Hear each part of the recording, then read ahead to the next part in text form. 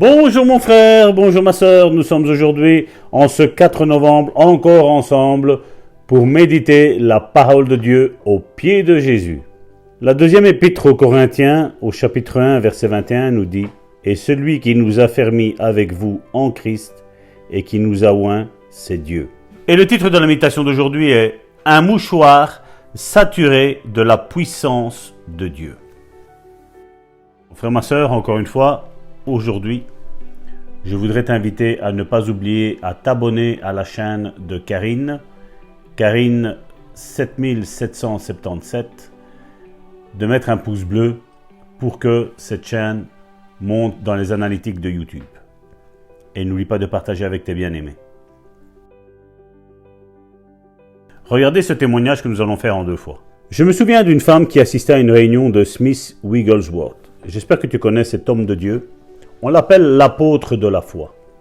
Il est vrai que dans les milieux évangéliques, malgré qu'on ne croit plus trop en la guérison, on ne croit plus trop dans les délivrances et toutes ces choses-là, la manifestation des dons dans l'église, l'apôtre Smith Wigglesworth était un homme rempli de Dieu, loin de Dieu, et qui manifestait un petit peu ce que Jésus faisait et ce que normalement nous sommes appelés, toi et moi, à faire, mon frère, ma soeur. Et malheureusement, aujourd'hui, on parle beaucoup de ces hommes de Dieu-là, mais seulement combien prennent la peine d'aller voir exactement ces hommes de Dieu qui étaient loin du Saint-Esprit, ce qu'ils ont fait. Et vous allez voir que cet apôtre, Smith Wigglesworth, était un homme qui imposait les mains aux malades, les malades étaient guéris, il y avait de la délivrance, il y avait toutes sortes de choses, de manifestations puissantes et surnaturelles qui arrivaient. Et comme je le dis toujours, si Dieu l'a fait avec lui, pourquoi ne devrait-il pas faire avec tout le monde? Pourquoi, dans certains domaines, ça s'est arrêté? C'est tout simplement à cause de l'enseignement. L'enseignement qui nous a dit que Dieu a arrêté de guérir. Et donc les gens, qu'est-ce qu'ils ont fait, les frères et les sœurs? Ils ont dit, ça va, s'il l'a dit, c'est que c'est comme ça. Non, ce n'est pas comme ça, parce que après Jésus, après les apôtres, après cette manifestation puissante pour que nous ayons même la Bible entre nos mains, moi ici en Belgique et vous là dans votre pays, des hommes ont payé au péril de leur vie, ont payé le prix pour que nous puissions avoir tout cela. Et malheureusement, les enseignements modernes nous ont dit, voilà, maintenant c'est fini. Non, ce n'est pas fini, mon frère, ma soeur. Ça ne fait que commencer. Je crois que nous n'avons encore rien vu de la puissance que Dieu veut déferler sur cette planète Terre, parce que Dieu veut guérir tout le monde. Il veut délivrer tout le monde. Il va y avoir une telle puissance, mon frère, ma soeur, qui va être déferlée maintenant sur cette planète Terre, que les païens ainsi que les religieux vont rester la bouche ouverte. Ils ne pourront constater que ce que Dieu va faire au travers de tous ses ministres. Ces ministres, je ne parle pas rien que des hommes de Dieu, je parle aussi des femmes de Dieu, je parle de tous ceux qui croiront. Des nouvelles personnes vont croire en Dieu et Dieu va s'utiliser d'eux et il va confondre les sages et les intelligents. Ceux qui aujourd'hui ont enseigné pendant plusieurs années que Dieu avait arrêté les miracles et les guérisons. Moi, je vais vous dire que les choses vont changer. Il va y avoir le souffle du Saint-Esprit qui va souffler du nord, du sud, de l'est, de l'ouest, partout. La terre va être remplie de la gloire de Dieu et de la manifestation du royaume de Dieu sur cette planète Terre, au nom de Jésus. Amen. Smith Wigglesworth, c'était lors de son dernier passage aux États-Unis. Il était là, il a fait un séminaire. Et une sœur était là présente, elle savait que c'était un homme de Dieu puissamment utilisé dans le domaine de la guérison, parce qu'elle voyait les signes, les miracles et les prodiges qui se sont faits lors de cette dernière intervention de l'homme de Dieu Smith Wigglesworth là aux États-Unis. Et après la réunion, cet homme de Dieu, Smith Wigglesworth, est reparti en Angleterre, dans son pays natal. Plus d'1 an après, on découvrit que cette femme souffrait d'un cancer. Lors de la découverte, c'était trop tard. Du point de vue naturel. Rien à faire selon les médecins. Elle était devenue grabataire chez sa sœur. Elle se décida à contacter l'apôtre Smith Wigglesworth. Elle lui écrivit une lettre accompagnée d'un mouchoir, en lui demandant d'imposer ses mains sur le mouchoir. À la réception de la lettre, il imposa les mains au mouchoir et le renvoya aux États-Unis. Quand le facteur livra la lettre avec le mouchoir, la sœur de cette dame se précipita dans la chambre de sa sœur, mit le mouchoir sur la table à côté du lit et lut les instructions suivantes. Rassemblez tous ceux qui croient chez vous. ceux qui croient à la guérison divine et à la puissance de Dieu. Après avoir mis le mouchoir sur la femme, tous ensemble, vous devrez revendiquer sa guérison. Commencez ensuite à louer Dieu pour la guérison de la patiente alitée souffrant du cancer. Mon frère, ma sœur, cette histoire est une histoire qui s'est passée réellement dans la vie d'une personne. Cette personne avait reçu qu'elle devait écrire à l'homme de Dieu, imposer ses mains sur le mouchoir qu'elle avait donné à cet homme de Dieu, et cet homme de Dieu, sachant que l'apôtre Paul faisait la même chose, et que comme il était écrit de l'apôtre Paul, ça peut être la même chose pour nous. Nous ne devons pas en faire un objet d'idolâtrie, mon frère, ma sœur, mais seulement cette personne avait reçu le réma de comment elle allait recevoir sa guérison. L'homme de Dieu aurait dû imposer ses mains sur ce mouchoir, et ce mouchoir, quand il allait revenir, mon frère, ma sœur, eh bien, il allait accompagner la parole de Dieu par des faits réels. Et donc, je vais me stopper là pour aujourd'hui, mon frère, ma sœur. Nous allons prendre la suite demain de ce témoignage. Je sais que tu vas en avoir l'eau à la bouche, mais c'est fait exprès. Comme ça, tu vas être enthousiaste pour qu'on arrive au 5 novembre. Et demain matin, tu vas voir ce qu'il s'est passé. Le miracle est-il arrivé ou n'est-il pas arrivé? Mon frère, ma sœur, je laisse le suspense. Amen, amen. Merci Seigneur pour ce merveilleux témoignage que le pasteur a partagé avec nous encore aujourd'hui. Et c'est vrai, nous sommes impatients d'entendre la suite de ce témoignage pour savoir quelle a été l'œuvre merveilleuse que Jésus-Christ a accomplie au travers son serviteur, au travers ce mouchoir. Est-ce que l'onction est passée ou non? Eh bien, nous le saurons demain. Et je vous invite à être présent demain, à nous écouter. Mais quant à nous, aujourd'hui, nous allons continuer sur cette pensée en disant que, eh bien, c'est vrai que nous pouvons imposer les mains à nos frères et nos sœurs qui sont malades. C'est la parole qui nous l'atteste. Nous avons été, nous aussi, revêtus de cette même onction, de cette même puissance.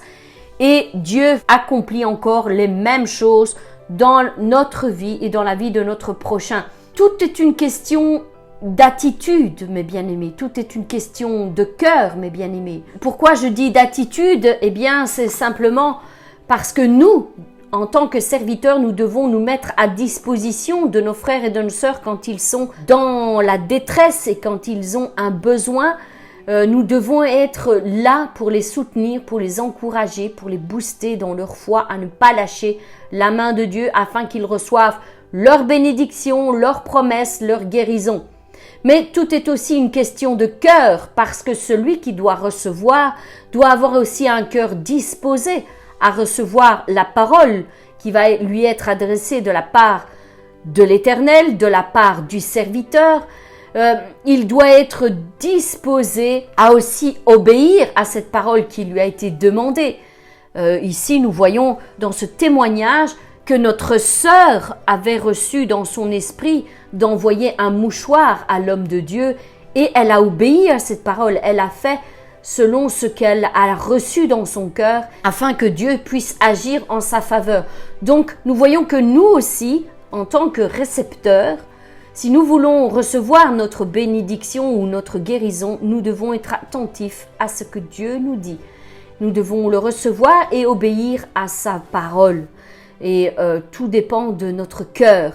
Si nous avons un cœur endurci, rebelle contre Dieu, eh bien nous ne pourrons rien recevoir. Quelle que soit la semence qui a été plantée, nous ne pourrons jamais la voir germer et porter du fruit pour la gloire de Dieu. Alors mes bien-aimés, soyons disponibles entre les mains de Dieu, soyons attentifs à ce que les hommes et les femmes de Dieu nous disent. J'aimerais juste ajouter ceci en lisant le passage de Ésaïe 10 à partir du verset 24 qui dit ceci. Cependant, ainsi parle le Seigneur l'Éternel des armées.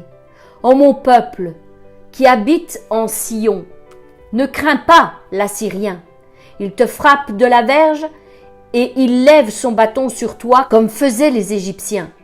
Mais encore un peu de temps, et le châtiment cessera. Puis ma colère se tournera contre lui pour l'anéantir.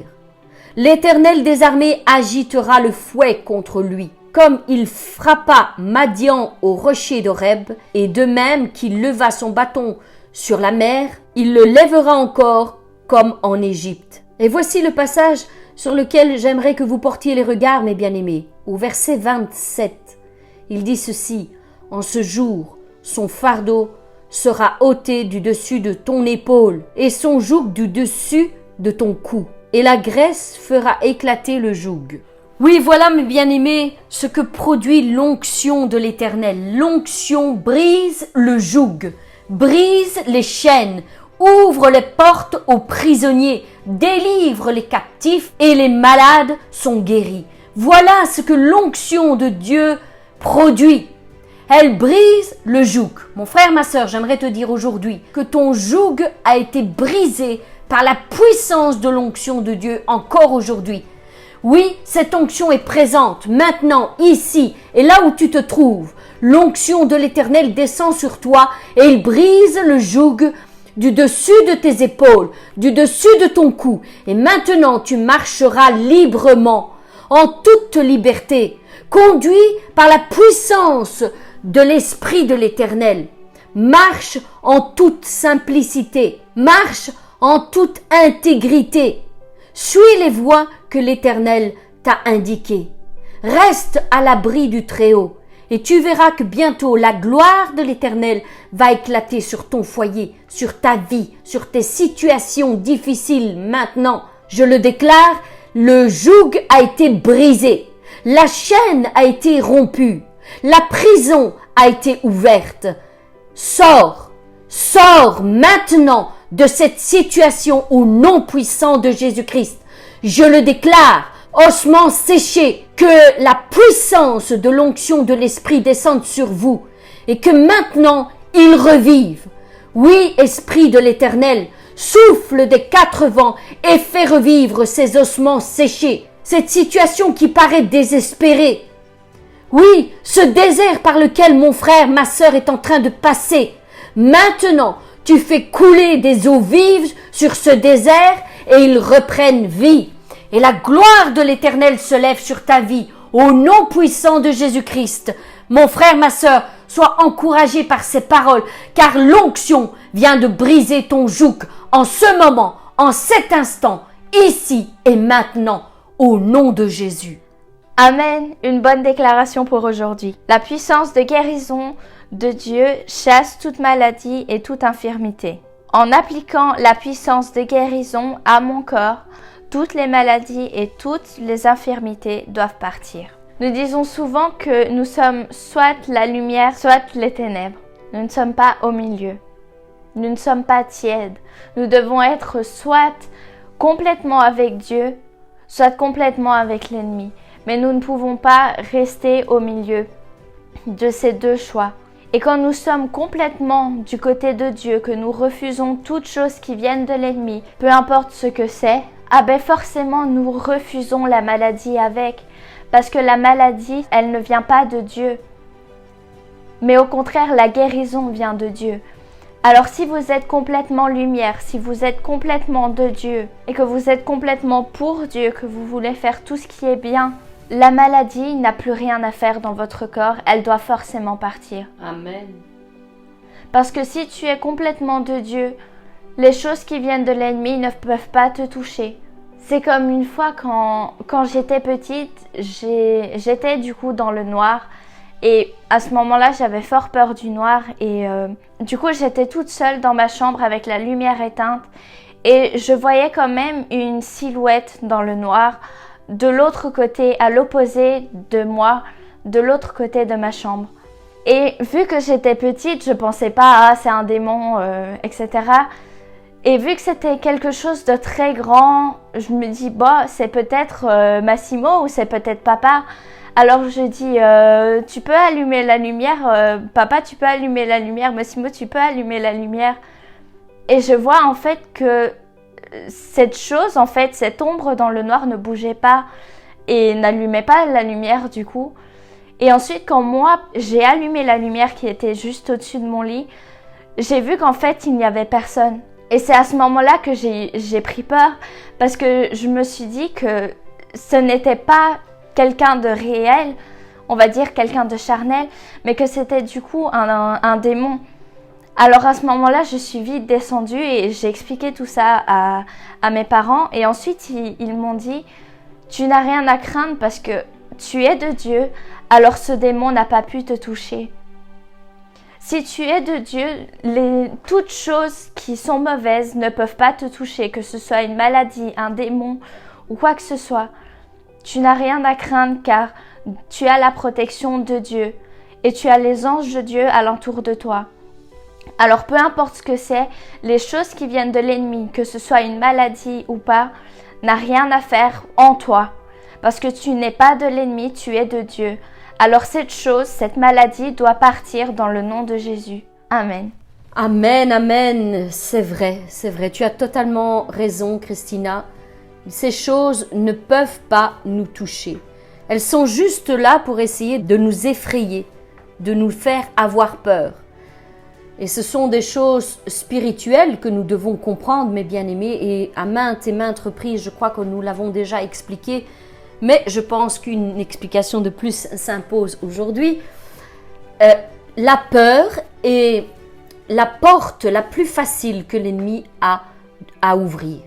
Si nous laissons cette peur nous envahir, c'est une porte d'entrée qui lui donnera un accès et qui lui permettra d'agir dans nos vies. C'est pourquoi nous avions conseillé à notre fille de ne pas avoir peur, de ne pas craindre. Nous avions pris la Bible, nous avons lu plusieurs passages dans la parole de Dieu qui l'encourageaient à ne pas avoir peur et lui démontraient que les anges de Dieu étaient là, que Jésus-Christ lui-même, l'ange de l'Éternel, campe autour de ceux qui le craignent et les arrache de tout danger. Nous avons pris tous ces différents passages pour bien lui faire comprendre qu'elle n'avait rien à craindre, afin qu'elle n'ouvre pas cette peur qui tentait de l'effrayer. Et ensuite, elle a mis en place des prières quotidiennes le soir, afin de toujours prendre la victoire avant de s'endormir. Et je rends grâce à Dieu parce que ce combat a été gagné. Petit à petit, la peur a lâché prise. Je ne dis pas qu'elle n'a plus été mise à l'épreuve de cette manière. Certainement, l'ennemi a de nouveau essayé. Mais cette fois, elle a été armée de la parole de Dieu et elle a su continuer à faire face et à rejeter toute peur, toute angoisse qui essayait de la saisir. Et elle a gagné petit à petit, au fur et à mesure de ses combats, elle a gagné, elle a eu sa victoire. La peur a été chassée et a été remplacée par une foi comme vous pouvez le constater, qui est en maturation jour après jour, une foi ferme et inébranlable, comme nous dit la parole. Je sais que sa foi déplacera les montagnes. Amen. Et mon frère, ma sœur, il en est de même exactement pour toi. Quel que soit ton combat, qu'il soit charnel ou spirituel, que ce soit une maladie ou des peurs, des angoisses qui essayent de te saisir, ne sois pas effrayé, car la parole de Dieu nous dit que nous sommes vainqueurs en Jésus-Christ. Pour la maladie, eh bien, il nous a déjà donné la solution.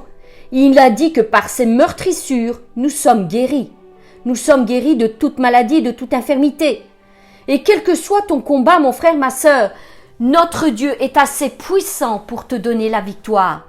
Trouve en toi cette petite graine de sénévé, cette petite graine de foi et attrape-la avec tes deux mains et ne la laisse pas s'évanouir. Au contraire, fais-la grandir, fructifier en toi, fortifie ta foi par la parole de Dieu. Fais comme nous l'avons fait avec Christina, prends un temps et cherche ta solution dans la parole de Dieu afin de trouver la victoire. Je sais que Dieu te donnera tous les passages qui te sont nécessaires afin que tu puisses les déclarer, les proclamer sur ta vie et prendre ta victoire au nom puissant de Jésus-Christ. Mes bien-aimés, je vous souhaite encore une excellente journée. Je vous rappelle de vous abonner à notre chaîne afin de pouvoir rester fidèle à cette émission Foi et Guérison. Que votre bénédiction soit relâchée sur vos vies et quant à nous, nous nous retrouvons demain pour une nouvelle méditation. Soyez bénis!